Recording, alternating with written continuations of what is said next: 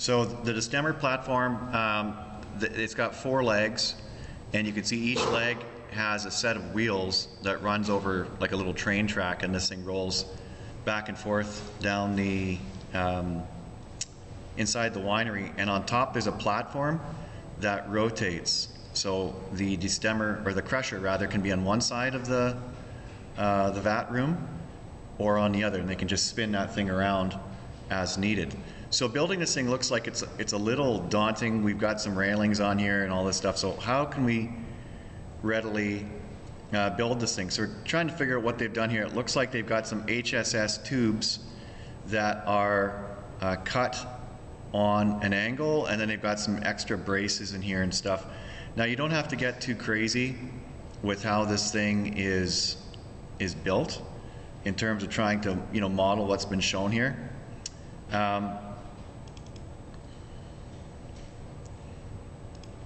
Now I just want to see if I've got some more pictures. So in the wine tanks folder, I've got sort of like a little image here of how this thing is sized. So 10 feet wide for the rails, 12 feet to the platform, with these 42-inch guardrails around the side. So I've said that you can do it as a linked file or an in-place family. I'm going to build this thing as a component family, so I'm going to use a template for it. Okay, so this is Revit 2019, so you guys will get a little sense of what this is like. So I'm going to start a new family, and I'm going to use this one. I'm going to use specialty equipment as a template here. It wouldn't really matter what you use.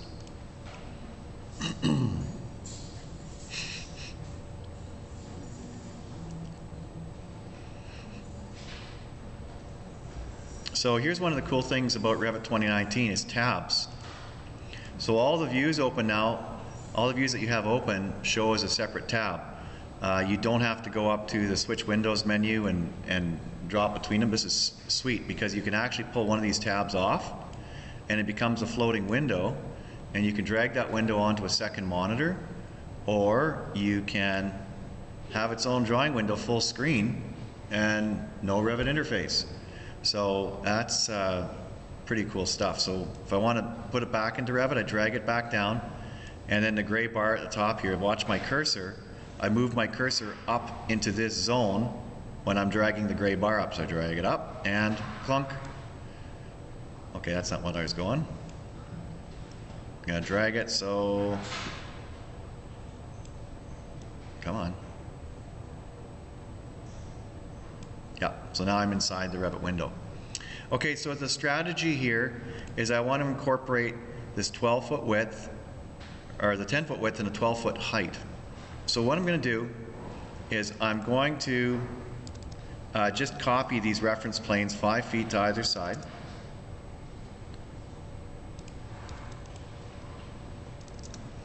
So there's my 10-foot width, and I'm going to go to my front elevation here, and I want to put in one more reference plane at the 12-foot mark.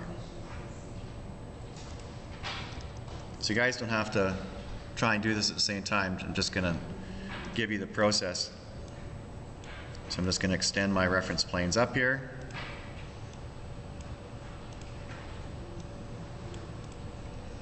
So the reason that I'm doing this is because in plan I want to retain my center reference plane here so that when I'm dimensioning to it, I've still got a center reference plane to play with. Now for the legs, if we go back and look at the picture, there's 4 legs, so they're kind of all oriented on a 45-degree angle from the center. So what I'm going to do is I'm going to put some more reference planes in here on a 45-degree angle, like that, and like that. And then I'm going to mirror them.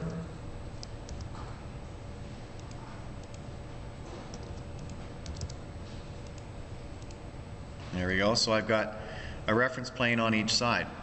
So what I'm going to do is I'm going to use these reference planes to help draw those legs up. Now, I'm going to do a lot of the modeling in 3D. So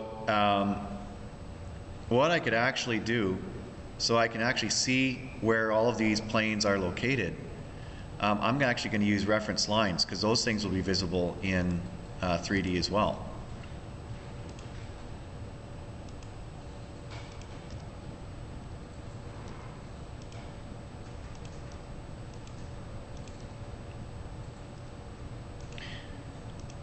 Now, why would I use reference lines? Well, it's just so that I can see them. So I'm deleting the reference planes now.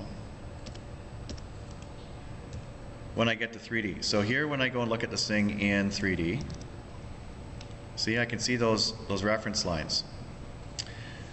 Okay. Now, first thing I'm going to do is I'm going to draw the circular deck at the top. Now, I'm going to name this reference plane here.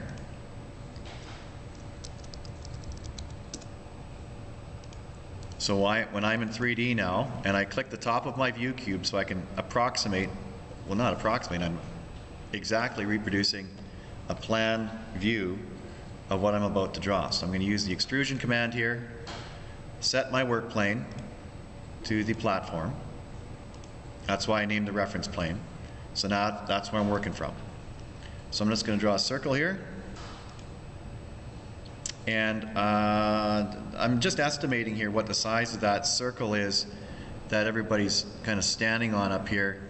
I'm going to guess it's about, well, I'll say it's 10 feet wide. So 5-foot radius. So how thick is this thing? I'm going to say that it's about, that looks like it's about a foot thick. So I'll leave it at 1 foot. That's fine. So there's my platform. So looking at it from the front, it's actually going up from 12 feet. I think it's going to go down. So I set the extrusion end to -1. Now, back to 3D.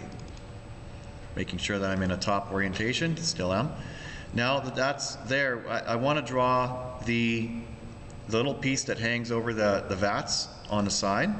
So I'm just going to draw that out, and I'll come out another 5 feet or 6 feet maybe, it doesn't really matter. And I'll come out 2 feet on either side.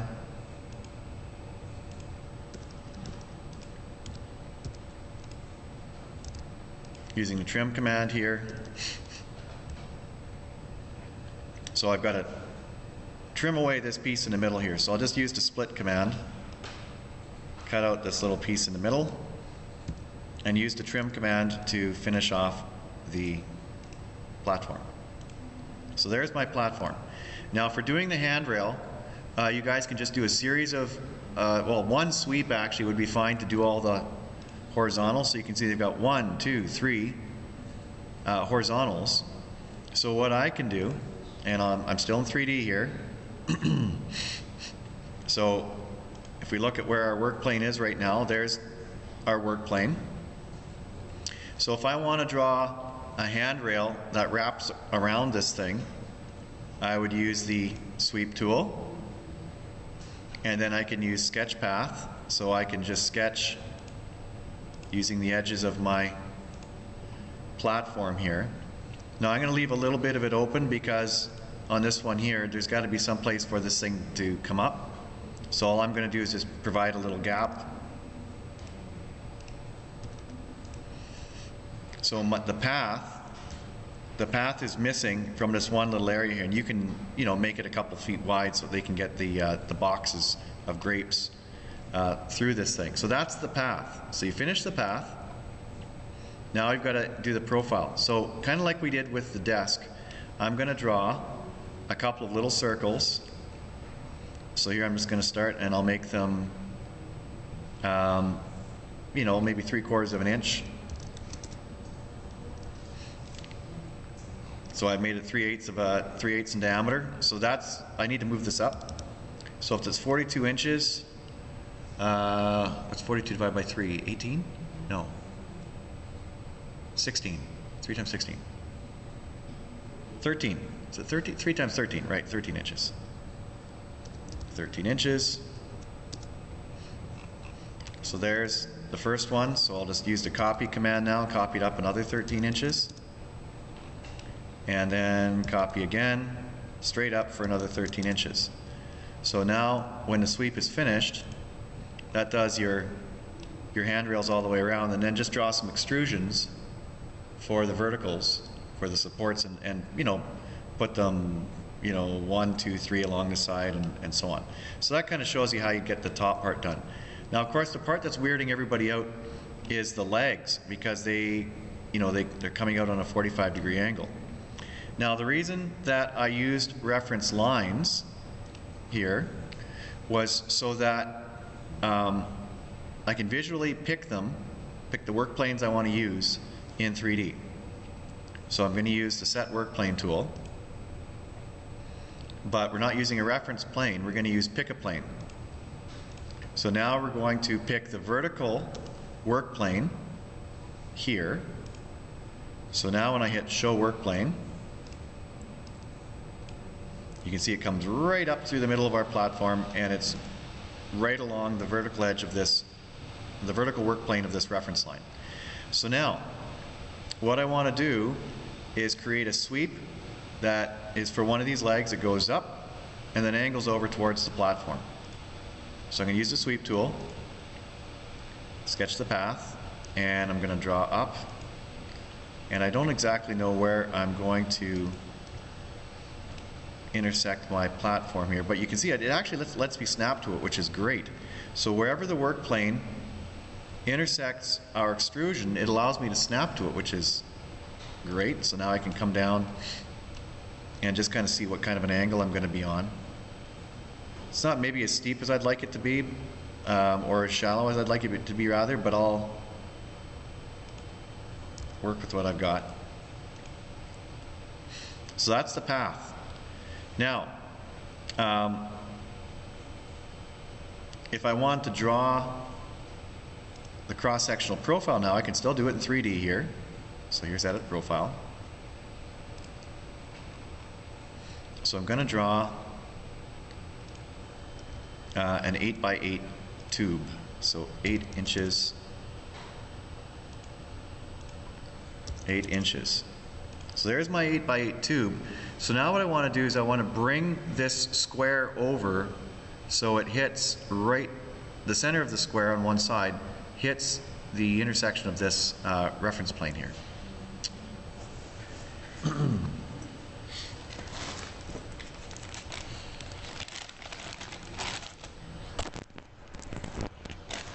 Okay, so here we go. There. So now when I finish, and I finish, it sweeps that leg up and up towards the platform. So if I want to do that again for the other side, in fact, I can probably just mirror it. So I can click this thing in plan. There's my leg. And I can use the mirror command and mirror it over this line. So there's the leg for the other side. And then in plan, select my two legs and use the mirror command again.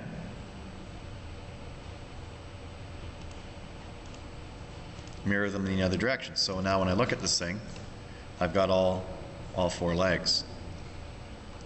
So using those reference lines to kind of help you draw those legs, you can see the process of doing it in 3D. It's not too hard. But using those reference lines in conjunction with the set work plane tool, you know, once I've got that first leg drawn, the rest of them come quite easily. Okay, so I will save this here to my desktop. Yeah.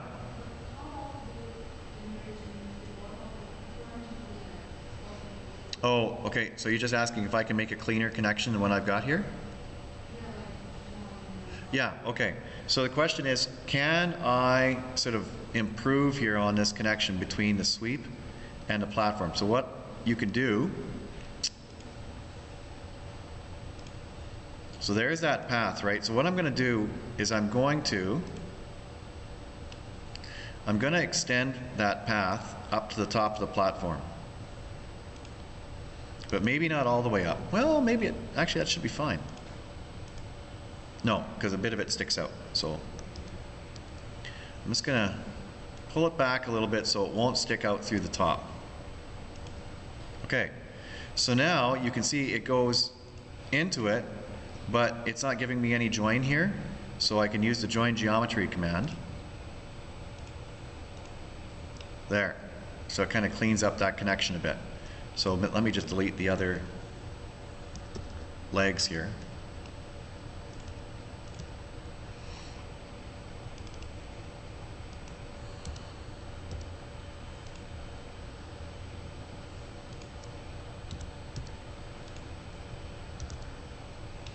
And again, I'll just use the join geometry command to join between leg and platform. And if you did something like this and then just, you know, sort of added the little wheels at the bottom, that would be considered totally sufficient for the, you know, the requirements of this course. We're not asking to model all of the braces that are in this picture here. I mean, that's a bit of work. And for me, just showing me that you modeled these legs up and did the platform and the sweeps around the top, that's more than sufficient. So that's the Destemmer. So let me save this as such.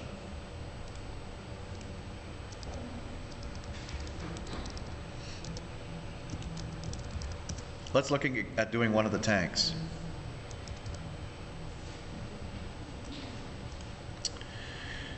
Okay, so with the wine tanks here, there's the instructions for their size and their number, 8-foot diameter by 9-foot tall.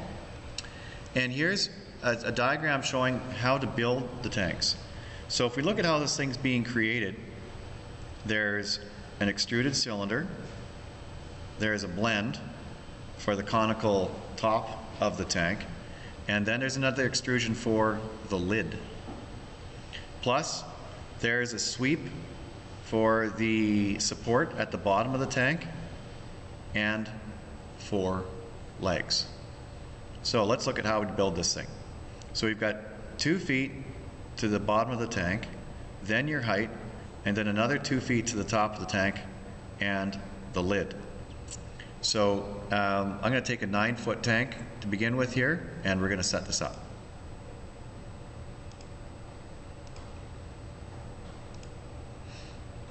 So again, I'm going to use specialty equipment.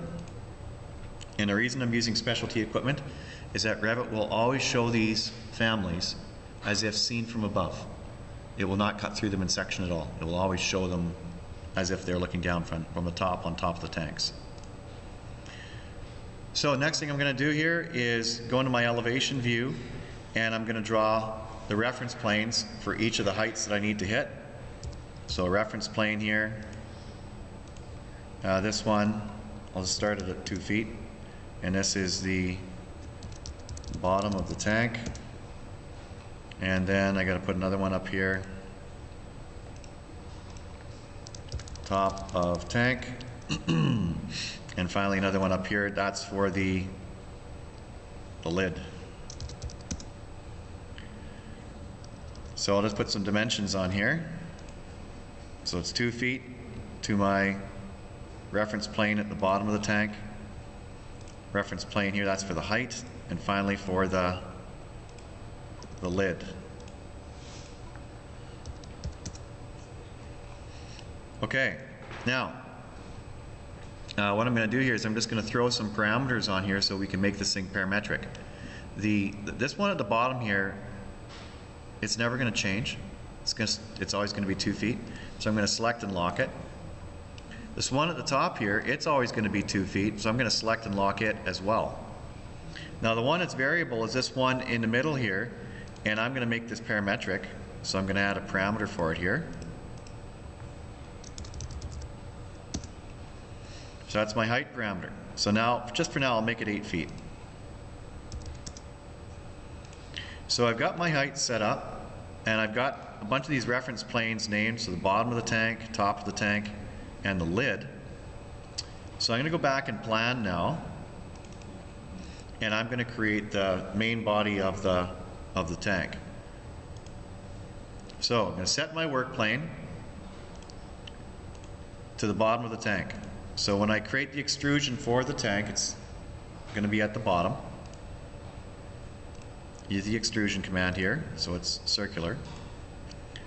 And I don't remember, I think 4 feet was the diameter. Oh, let's just see here. 8 foot diameter, 9 foot tall. 8 foot diameter, 9 foot tall. Is that all of them? Yeah, okay. 8 foot diameter, 9 foot tall. So that would be, yeah. So what I'm going to do here now is I am going to throw a dimension on here. So where's my dimension command?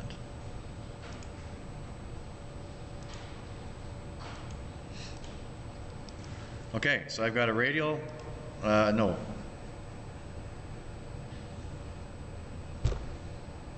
It's not the radius. Diameter, thank you, my gosh. Okay, so I need to add a label for this thing here. Tank diameter. Okay, and that's it. So now, diameter is parametric. When I go back to my front elevation, I'm just going to stretch it up so it touches the top reference plane here for the height of the tank and lock it. So now if somebody makes the height 9 feet, my tank automatically stretches. And because I locked this 2 foot dimension, it maintains that relationship between those two reference planes. So that works just great. Okay, so now we need to do the top part of the tank. So we're going to do a blend. It's going to be 2 circles. The bigger one is going to match the diameter of the tank, and the upper one will keep it a constant size. So I need to set my work plane here to the top of the tank, because that's where we want this blend to start. And so I'll use the pick tool here. Now if I use the pick tool, there's a good chance I won't even need to make the bottom of this thing parametric. It'll just follow the size of the tank. It's perfect that way. So that's the bottom of the blend. So now hit edit top, and I will make this 3 foot in diameter. So when I finish, there's my blend right there. Just drag it up to the top and lock it. So now, you know, as the height of the tank changes, my blend moves. If I go into family types here and I change my tank diameter, my blend stays with it at the top. So this is what we've got so far. I'll just turn shading on here. So there's our tank. Okay, so the lid, pretty straightforward. You just put an extrusion starting from the lid top plane. So in my plan view here, actually I'll do it 3D. So I'm going to use the set work plane tool here in 3D. Choose my lid reference plane.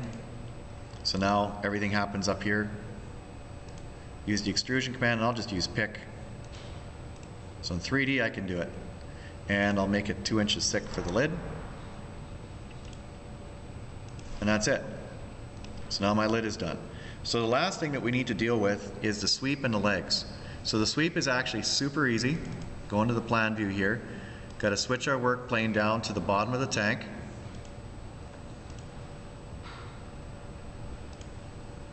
There we go. And we'll do a sweep for that thing at the bottom of the tank. So here's my sweep. And I'll use, I guess I could use pick path. No, I'm not going to do that. I'm just going to use sketch path here. And again, I'll just pick the bottom of my tank here and lock it. So there's the path for the sweep. So I'll just finish it here. So in 3D you can see the path of the tank is going to be at the bottom. And then switch to drawing the profile, and I'm just going to make a 2-inch diameter tube.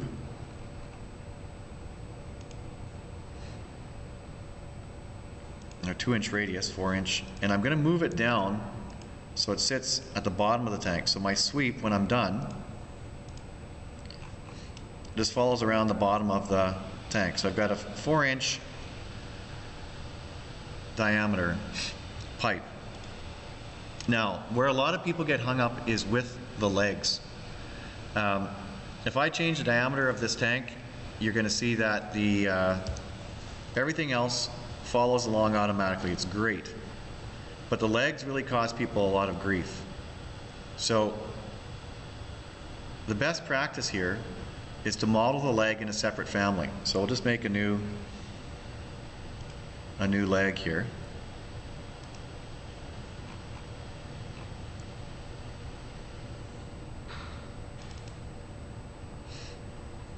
So just a couple of extrusions. One for the pad, for the foot. So I'm going to make this so it's 4 inches, so I'll make it so it sticks out another inch. So a little 5-inch diameter foot on the bottom of my leg, and I'll make that an inch thick. And then one more extrusion that goes up. So this thing is going to be 2 inches in.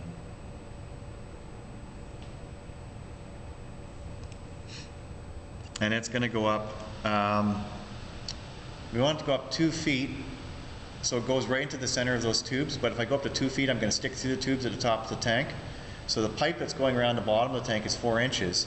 So if I subtract 2 inches here for the height, it'll go right to the thickest part of that tube that's wrapping around the bottom of the tank. So this is what the leg is going to look like. Just a little leg with a foot. And I'll use the join geometry command. So it looks like that. Drop dead simple. And I'll save this as, just call it a leg. So here's the trick. Load this thing now into your tank family.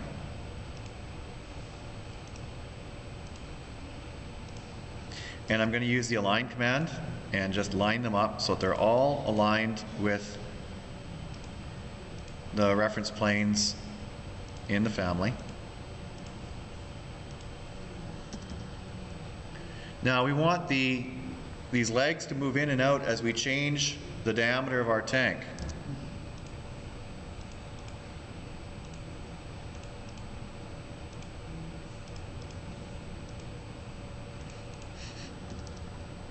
So I've got the tank diameter, so what I should do is maybe set up a parameter called tank radius, so that as the diameter changes, these legs move in and out, so they always stay aligned with the radius of the tank.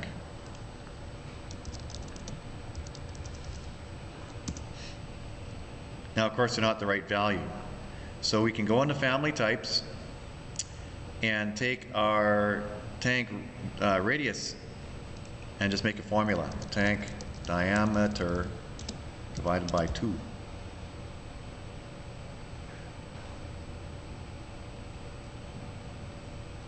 So now the legs are exactly where they need to be.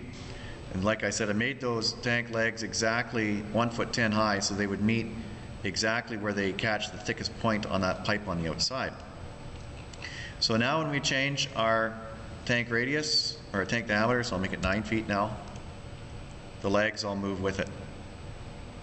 So you can see that's actually using the nested family approach for the legs makes this way easier, because if I tried to make these legs out of extrusions inside of this family, it would actually be more work.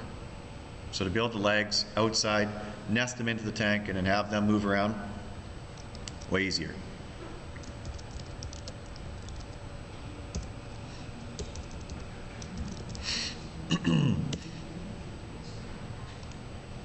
Okay, so this will be up on YouTube so you folks can work on these families.